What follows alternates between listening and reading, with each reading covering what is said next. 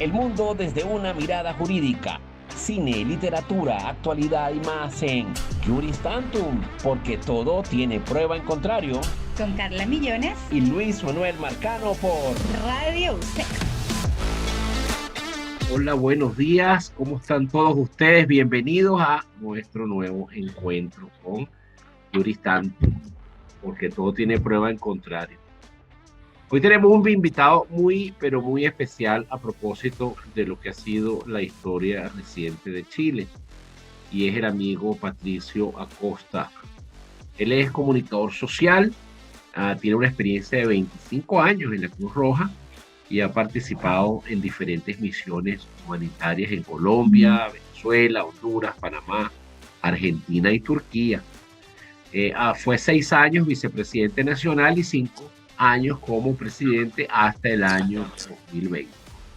Durante el estallido social estuvo trabajando con equipo de salud desde el mismo 18 de octubre hasta marzo del 2020, hasta la pandemia, y vivió todo eso. Digamos que tiene una experiencia vasta como para ser voz importante, ¿no?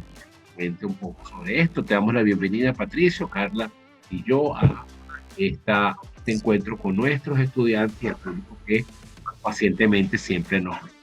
Adelante, Patricio, que nos puedas contar. Carla, adelante. Gracias por la presentación, gracias. Estamos en una fecha clave, todos hemos visto los sucesos que han ocurrido y hay varios sentimientos frustrados. El primero, cuando fue el primer, voy a empezar como de atrás para adelante, cuando fue el primer aniversario del 18 de octubre, estábamos en plena pandemia. Entonces hubo mucha gente que quería expresarse, yo no digo con violencia como lo que ha pasado, lo que hemos visto, pero era una fecha importante porque quieran reconocerlo algunos sectores políticos, sociales, quieran reconocerlo o no, hay un antes y un después del 18 de octubre del 2019. Nadie puede discutir que el proceso político que vivimos, el plebiscito, las elecciones, el presidente que hoy día gobierna este país, agarró vuelo, y todos los nuevos referentes políticos que hoy día están en el Parlamento, incluso muchos de ellos, agarraron vuelo el día 19 de octubre del 2019, el 18 de octubre del 2019, perdón, y comenzaron a hacerse públicos, a hacerse conocidos, empezaron a verse cosas, empezaron a hablarse temas que no se estaban tocando, salieron las demandas sociales. Entonces, indiscutiblemente, hay un antes y un después del estallido social, independientemente de que hay muchas teorías de que esto estaba concertado, preparado, que el día había sido estudiado. Yo tengo otra percepción de las cosas. Yo estuve ahí, yo estuve en la zona cero, yo estuve desde el primer día, vi, conversé, me enteré de situaciones, conversé con las personas más increíbles y estaba viendo día a día y le estaba tomando el pulso a las demandas ciudadanas y a lo que estaba pasando en ese momento. Conocí a los verdaderos de la primera línea, no como algunos por ahí que se andan haciendo o se andan presentando como primera línea, pero llegaron después, mucho tiempo después. Yo conocí a los verdaderos de la primera línea y pudimos compartir durante más de 100 días, desde el día que partió el estallido social hasta incluso el 1 de enero del 2020, celebramos ahí la llegada del año nuevo y después hasta marzo, y lamentablemente todo esto se vio truncado con la llegada de la pandemia. Ustedes saben que se celebró el Día de la Mujer el 8 de marzo del 2020, ya la semana siguiente se decreta la pandemia y nadie más pudo salir a la calle. Y ahí quedaron muchos sentimientos, ahí quedaron, ¿cómo decírtelo? Quedaron muchas cosas sin concluir, porque esto tenía para rato. Eso es como el preámbulo de nuestra conversación. Patricio, hola, muy bienvenido. Hola, hola. Por mi parte, muy bienvenido a nuestro programa. Un gusto saludarte, saludar a Luis Manuel, a todas las personas que nos acompañan, como siempre. Quisiera, fuiste una persona en Chile que estuvo presente bueno, no en lo de los metros, ¿verdad? O en lo de los metros también alcanzaste a participar. Cuando me refiero en la zona cero, me refiero a donde partió todo esto. Y esto partió en la Plaza Italia, Baquedano, Dignidad, como le quieran llamar. Ahí partió todo. Es más, cuando comenzó a juntarse la gente ese mismo día, que fue el día antes, estaban partiendo esto como tarde-noche, La El gente 17 empezaba a llegar, porque ¿sabes por qué? Porque yo tengo la oficina, la tenía, ahí mismo en la Plaza Italia, ahí en Santa María, muy cerquita de la plaza. Entonces yo miraba por la ventana que algo pasaba afuera y llegaban jóvenes, pero venía de un ambiente, partió esto como una fiesta, ¿eh? Partió la gente muy contenta, cantaba, reía, obviamente hacían sus consignas, pero así partió. Perdona que te haya interrumpido. No, no te preocupes. Y esto fue el 17 de octubre. Partiendo, ya estaba oscureciendo, sí. El 17. Ahí Patricio, empezaron a llegar los primeros grupos de jóvenes a la plaza Italia Dignidad, para que nadie se ofenda, o Baquedano. sí, sí, perfecto. Patricio, dime una cosa.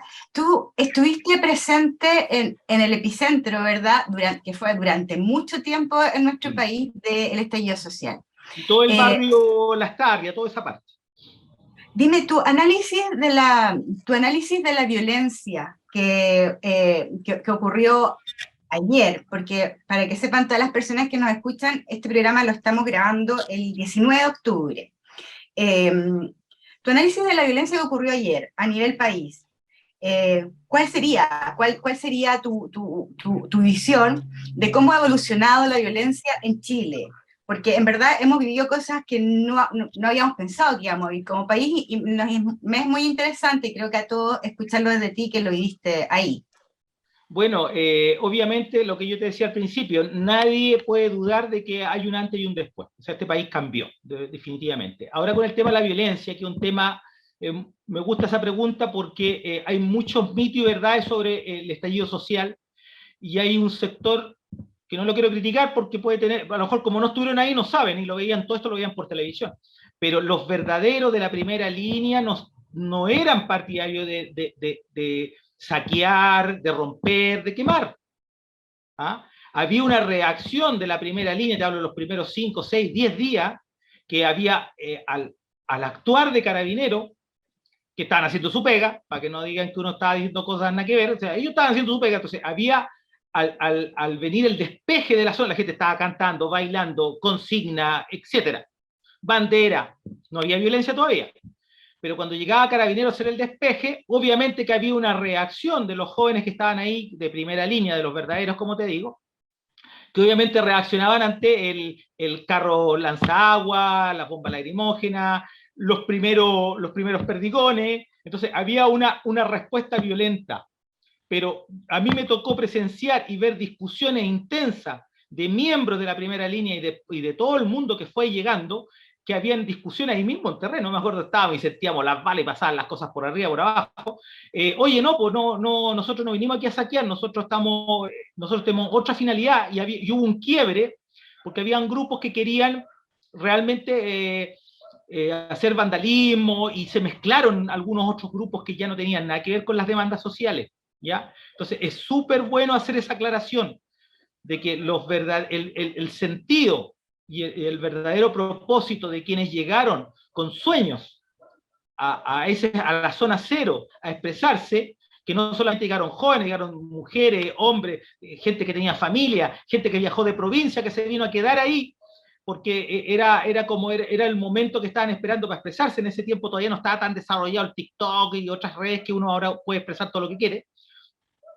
Pero ahí llegó gente que dejó la pega, dejó la familia, porque se sentían útil estando ahí, expresándose.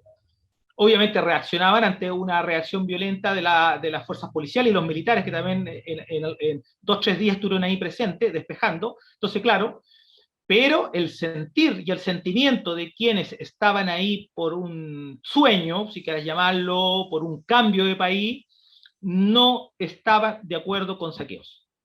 No. Por lo tanto, esto que estamos viendo ahora es una expresión que llegó después, ¿ya? De grupos, podríamos decir, más vulnerables, busquémosle, o grupos concertados para hacer arder esto, o para rebalsar la olla, como dice, o la gota que rebalsara el vaso. O sea, habían grupos que estaban por la parte pacífica y habían grupos que en un momento ya estaban muy radicalizados y que esto había que llevarlo a su máxima expresión para hacer caer al gobierno de turno, porque la demanda principal que había en los primeros días del estallido social no era una nueva constitución, que también eso hay que aclararlo. Los cabros no hablaban eso. o los que estaban ahí no solo eran cabros, ojo, hablaban del tema de la salud, de la FP, de la educación, del CAE, que va a caer, que caiga el gobierno, pero no se hablaba todavía de, oye, la Constitución no nos sirve, ¿te fijáis? Entonces había otro sentimiento.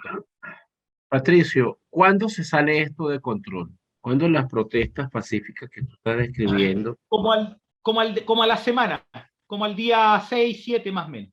Y tú como actor neutral, que la Cruz Roja atiende a ambos bandos, ¿no?, que estuviste presente, ¿cuándo tú puedes identificar qué grupos más o menos fueron responsables de que se haya salido de control hasta el punto de quemar una universidad y una iglesia? Bueno, dentro de la gente de la primera línea cabe señalar que había muchos universitarios, ¿eh? Y de universidades privadas y bastante buenas algunas. Ojo, ese también es un mito que siempre se habla que la primera línea eran cabros del Sename, adaptados, que andaban en la... No, señor. Aclarar ese otro mito. Yo los vi. ¿Cómo sabes que eran de universidades? No, porque se identificaban, pues si nos hicimos amigos. Ah, se hicieron amigos. Estábamos ahí conversando, hola, ¿cómo estáis? Oye, una anécdota, nosotros de repente se nos acababa la gasa, se nos acababa, y llegaban cabros estudiantes de medicina, oye, te trajimos gasa, te trajimos mascarilla, te trajimos para que sigan trabajando ustedes, oye, súper bonito el trabajo, oye, ¿dónde son ustedes? Son de la universidad tanto, no es decir nombre para proteger a los inocentes, qué rico, qué lindo, qué bueno están acá, oye, nos vamos a seguir viendo, si nos hicimos amigos, estuvimos ahí 3 meses metidos ahí, comíamos... Ahora, fíjate, cuando no, se inician los hechos violentos, yo pude ver, porque estuve también metiendo un poco las narices, viendo la historia de cerca, que los carabineros no respondían a la violencia inicialmente porque inclusive pintaban las patrullas, les hacían grafitis y rompían las patrullas frente a los carabineros, tumbaban los postes, cosa que es bastante delicado, ¿no?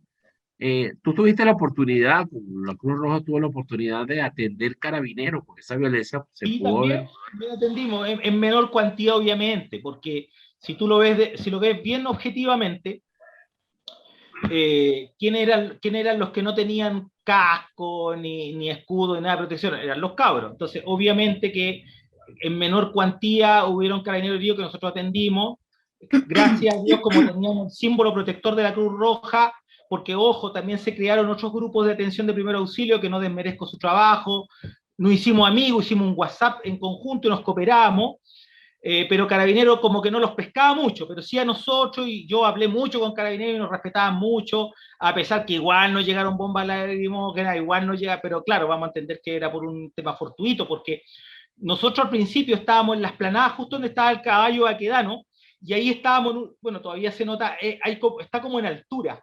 Entonces a nosotros nos permitía tener una visión panorámica de, mira, allá hay un foco, allá hay otro foco, mira, ya no están haciendo señales porque hay un herido.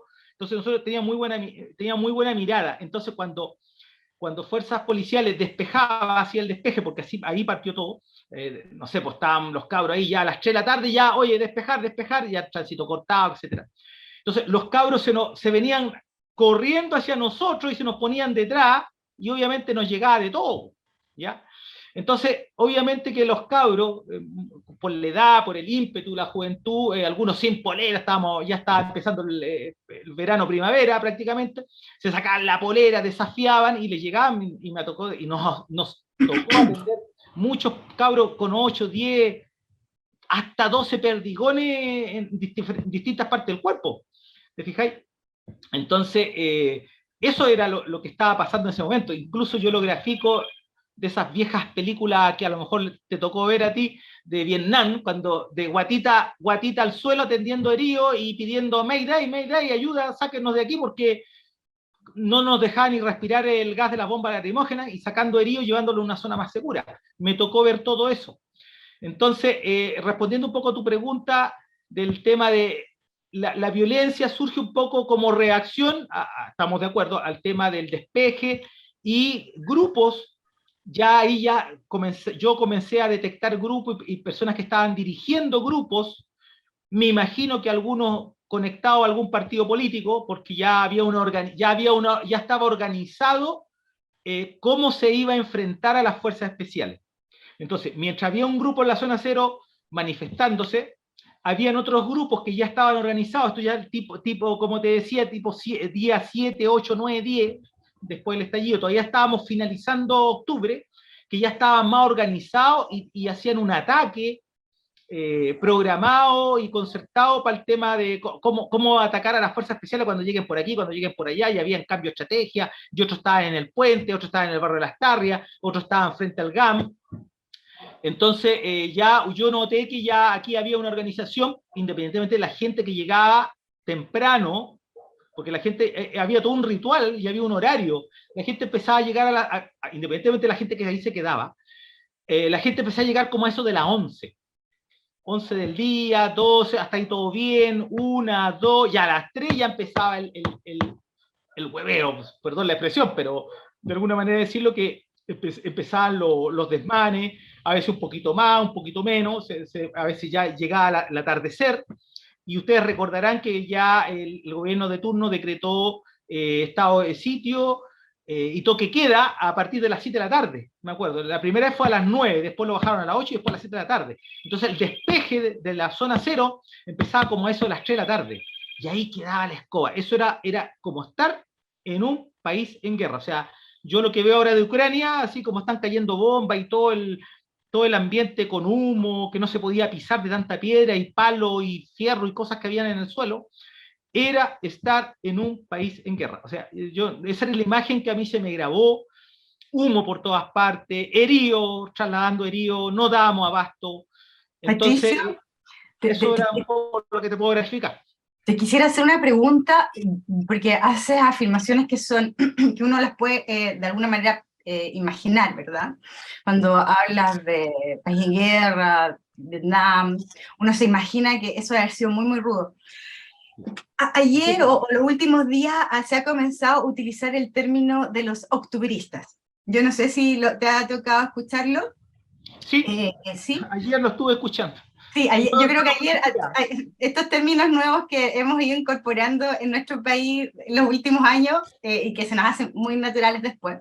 Yo te quisiera preguntar desde tu posición, porque comprendo y te escucho y sé que valoras y consideras los principios y valores que motivaron el estallido social, ¿ya? Sí. Pero por otra parte, también sí, y nos ha quedado muy claro. Pero por otra parte, también estuviste en algo que consideras como estar en guerra. Entonces, yo te quisiera preguntar a ti tu reflexión ya en tu experiencia. ¿Podría, o sea, tu valoración de alguien que se considere octubrista, por ejemplo? Bueno, primero, yo creo que en algún momento, capaz que hasta yo me denomine octubrista, porque yo creo que todos los que pasamos por ahí, acuérdate que una de las concentraciones más grandes que se hizo en esa época, 1.200.000, 1.300.000, obviamente estuvimos ahí, nos marcó. O sea, mira lo que te estoy diciendo. O sea, no es lo mismo ver esto, lo que estaba pasando desde la tele, a estar ahí. Y yo te lo digo con mucho sentimiento. Yo tuve momentos muy difíciles. Hubo gente que vivió momentos muy difíciles ahí. No se lo pueden imaginar. Cuando digo país en guerra, era estar en un país en guerra. En esos momentos, o en momentos especiales. Entonces,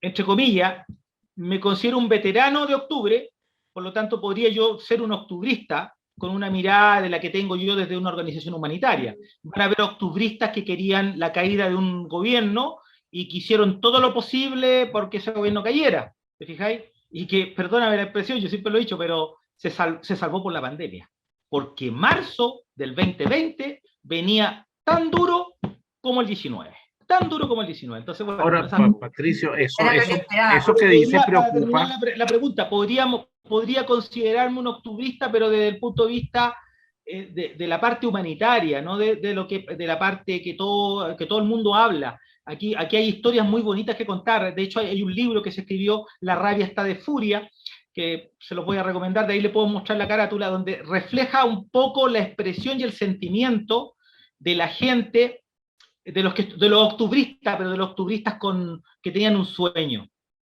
Por eso hay tipos de octubristas. Gracias, Patricio. Patricio, ¿y tú crees que la conmemoración, discúlpame Luis Manuel, pero tú, desde tu mirada, la conmemoración del 18 de octubre de ayer, del día de ayer, el nivel de violencia, porque tuvimos casos de violencia, por cierto, como los tenemos cuando se conmemoran otras fechas políticas importantes de nuestro país. Pero sin duda, por lo menos el reporte de Carabineros del Estado bajó muchísimo. Yo no quiero decir, o sea, uno ya no queremos normalizar la violencia, no podemos normalizar la violencia, y eso debe ser un llamado súper Y está sincero y cansada, estoy de concreto, acuerdo. exacto, porque genera mucha destrucción, la violencia trae violencia, no hay cómo pararlo.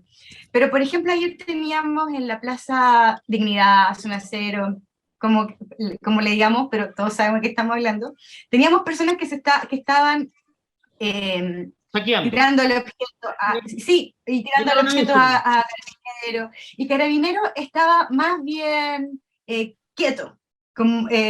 Entonces, es, es lo que corresponde, es lo que debemos normalizar para esta fecha en ese lugar, desde tu mirada de la Cruz Roja. No, mira, ¿Qué es lo que debería suceder, verdad, en comparado, en el mundo? ¿Cuál es el real plan de acción para estas situaciones? Mira, no, obviamente que no hay que normalizar la violencia, la gente está cansada de la violencia y la violencia está asociada al tema delictual, lo que hoy día está pasando y la gente se empieza a acordar de los portonazos, de la encerrona, de los robos, los crímenes y todo. Obviamente que de todas maneras yo soy un hombre de paz y que no, obviamente que no podemos radicalizar la violencia, pero un poco, mira el fenómeno, a lo mejor el próximo año si volvemos a conversar me van a decir tenéis razón o no tenéis razón. Fíjate que el foco de la atención en este país era el 11 de septiembre del 73 y todos los 11 de septiembre habían hechos de violencia, de expresión, etcétera. Como el 11 de septiembre, cada día es para una generación que tiene 20, 25 años y que estuvo y fue protagonista del estallido social de 2019, esa generación ve el 11 de septiembre como una fecha ya muy lejana, para ellos es hablar como de la Segunda Guerra Mundial, una cosa muy vieja. Entonces hoy día, mira cómo el foco se movió, la aguja se movió, y hoy día están buscando esta fecha como una nueva fecha de reivindicación de muchas cosas. Por lo tanto, yo creo que esta fecha llegó para quedarse. Y van a ver, mira, lo mismo que pasaba, Pablo, yo me acuerdo cuando ya uno era más chico y ese día era feriado antiguamente, hace años atrás, y sacaron el feriado el 11 de septiembre, y quedaba la escoba, po. Y al otro día las noticias eran, mira lo que pasó en la bandera, mira lo que pasó en la Victoria, mira lo que pasó en el centro, mira los neumáticos quemados, las micros entraron más temprano. Exactamente lo mismo que pasaba años atrás por el tema celebración o no celebración del 11 de septiembre, hoy día se corrió para esta fecha. Creo que esta fecha se va a quedar como una fecha de reivindicaciones de demandas sociales, salud, educación y todo lo que tú queráis ponerle, para la nueva generación de jóvenes que ahora tienen 20, 25 años, no más, que ya el 11, chao. No, ahora, esta es nuestra fecha, nosotros levantamos, y que muchos de ellos estuvieron para la gran marcha del 1.200.000, del 1.300.000. Eso es lo que ellos van a recordar. Y cada vez que haya una necesidad, una carencia, van a conmemorar esta fecha. Lamentablemente esta fecha llegó para quedarse, pero depende del gobierno de turno cómo maneje para que esto tenga otra, o sea, se haga de otra manera, a eso me refiero, pero de que van a existir estos grupos exaltados que ya son delictuales, ya son grupos, oye, aprovechemos esta fiesta, o no fiesta, como queréis, o protestas, pero nosotros vamos a ir mire, ya tienen identificado qué puntos van a salir a saquear. Esas personas no son octubristas, esas personas no son parte de este movimiento, esas personas son delincuentes que aprovechan una grieta, una situación para hacer el día. Por eso no confundir. Patricio, una pregunta. Fíjate, a propósito de las dos agendas, la agenda de poner al gobierno y la agenda constitucional, a mí me gustó mucho este libro de Jaime Baza, que por cierto fue convencional. Él hace una descripción interesantísima de todo el constructo social que se va a dar con respecto a la protesta y la necesidad de una nueva Carta Magna. Esas dos agendas que estuvieron, digamos, paralelas, pues una y la otra, montada sobre este proceso de reclamo social, no han tenido una respuesta. Y el gobierno anterior, a propósito de la pandemia, como válvula de escape, digamos, oxigenar la agitación social, bueno, permitió una serie de adelantos de las AFPs con estos, digamos, de un 10%, y eso lo hizo de manera periódica, ¿no? Pasa que ahorita, en este momento, ninguna de las agendas se ha cumplido, ni la constitucional, ni la reivindicación digamos, de los derechos que estaban solicitando en ese momento, y estamos como empezando, ¿no? Y estamos inclusive un poquito peor porque hay cierta inflación. Ya estamos casi terminando el programa, te nos quedan 10 minutos, pero me gustaría que tú nos dijeras concretamente cómo ves el panorama por venir. Desde el punto de vista, ojo, del respeto de la ley, tenemos que respetar la ley, hay un imperio de la ley, hay una constitución, hay normas, los ciudadanos no pueden salir a protestar sin, digamos, cierta previsión de la propiedad privada, de proteger la propiedad ajena y de cumplir con las normas. Ahora, ¿cómo tú ves el panorama? ¿Qué es lo que tú ves adelante que debería hacer el actual gobierno para tratar de impedir cualquier cosa que vaya en contra del establecimiento del Estado de Derecho, que vaya a violentar inclusive el sistema democrático? Mira, complejo el panorama, complejo porque ya están instaladas muchas cosas, están instaladas las demandas sociales, obviamente que el gobierno, sin criticar al gobierno, así es la política, se prometieron muchas cosas, y el gobierno anterior, y el anterior, y el anterior hacen lo mismo, y este gobierno en especial fue promotor, o sus integrantes de este gobierno han sido promotores, apoyaron las movilizaciones del 2019, fueron parte, incluso participaron activamente en el estallido del 2011 y 12 de los estudiantes, de ahí parte todo este vuelito, ojo con ese tema, sino, no es que fue de un día para otro. Entonces, hoy día los jóvenes que me toca conversar, ellos ven a funcionarios de gobierno que andaban en las marchas. Entonces ahora, y que estaban y hacían todas las demandas de CAE, de educación, de salud, de sueldos dignos, y entonces hoy día los cabros no son tontos. Hoy día, gracias, hay cosas malas y buenas de las redes sociales, pero hay cosas muy buenas de las redes sociales. Hoy día se sabe todo y se transmite todo y se difunde todo. Entonces, hoy día, cuando un cabro que partió sus primeras manifestaciones pidiendo demanda el 2019, y que vea a sus pares, porque son muy jóvenes hoy día, muchos ministros son muy jóvenes, el mismo presidente de la República, los ven ahí instalados, ganando 7, 8, 10 millones de pesos mensuales, claro que les da rabia, po.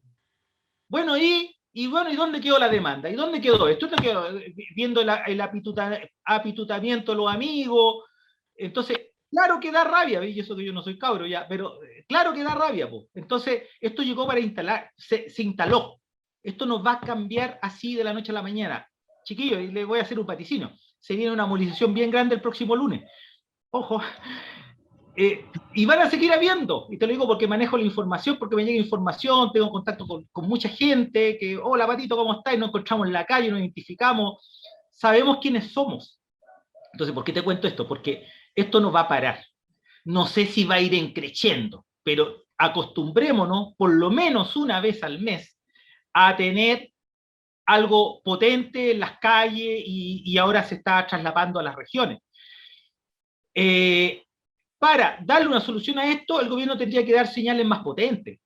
O sea, el tema del CAE, ya, pues lo solucionamos o no lo solucionamos, pero no nos vayamos que aquí, que allá, que no sé qué. Yo me acuerdo de darte un ejemplo de lo que estamos diciendo.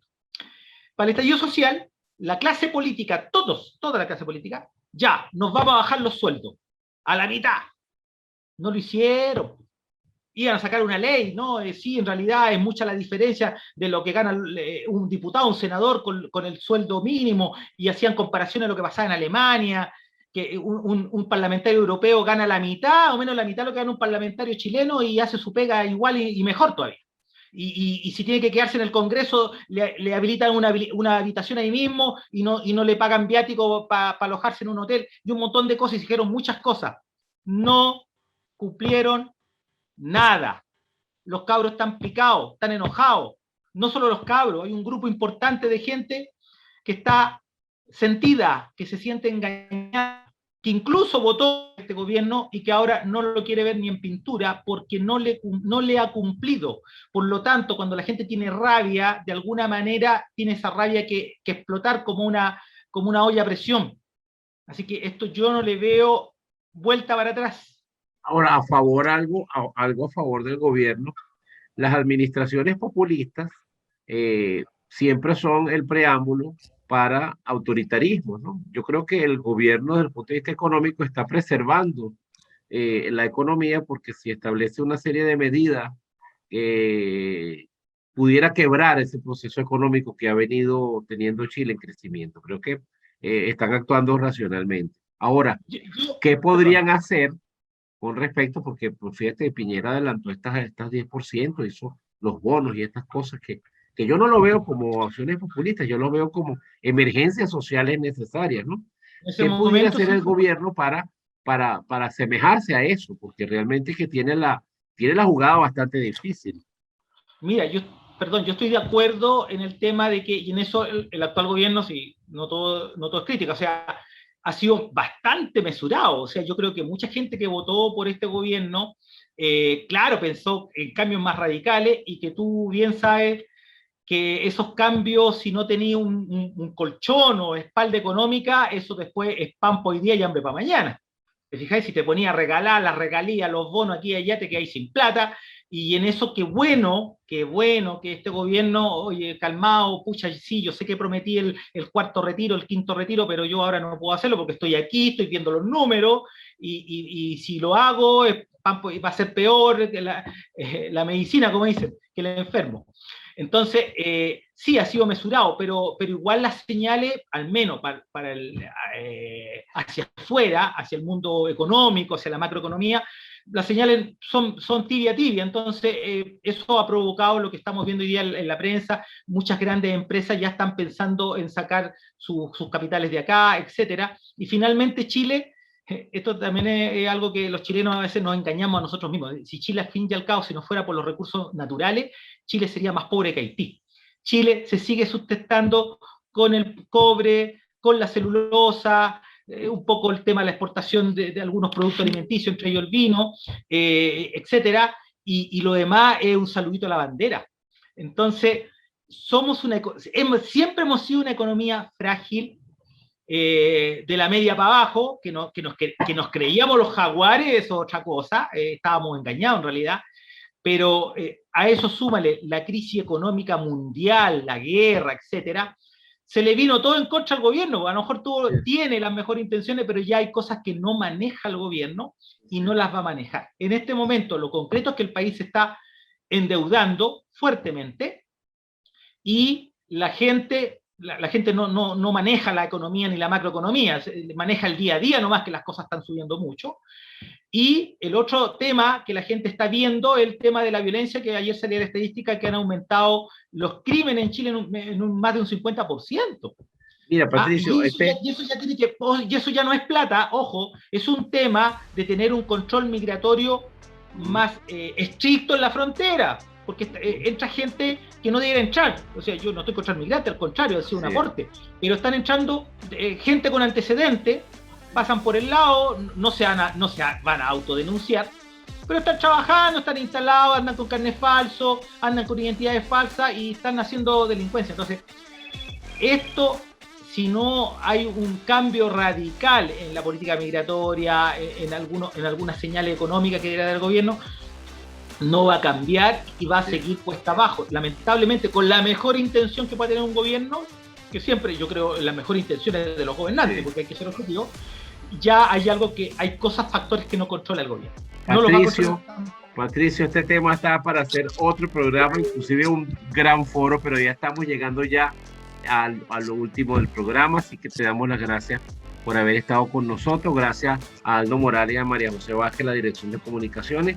Gracias a ellos, este programa llega a todos ustedes y nos tenemos que despedir porque se nos acabó el tiempo. Permítame 3 segundos. Sí, 3 segundos. Sí, ¿a dónde fue? Bueno, gracias a todos ustedes por habernos escuchado. Y ahí está el libro. Ahí está. Mira el libro, excelente. Salió hace poquito. La rabia está de furia, del editorial Marciano. Dice por fiesta. Pablo. Aquí se habla de los verdaderos de la primera línea. Se los recomiendo. Vamos a comprar el libro. Gracias a todos ustedes y nos vemos la semana que viene. Patricio, estás amenazado para otro programa. El mundo desde una mirada jurídica. Cine, literatura, actualidad y más en Juris Tantum, porque todo tiene prueba en contrario. Con Carla Millones y Luis Manuel Marcano por Radio UCEC.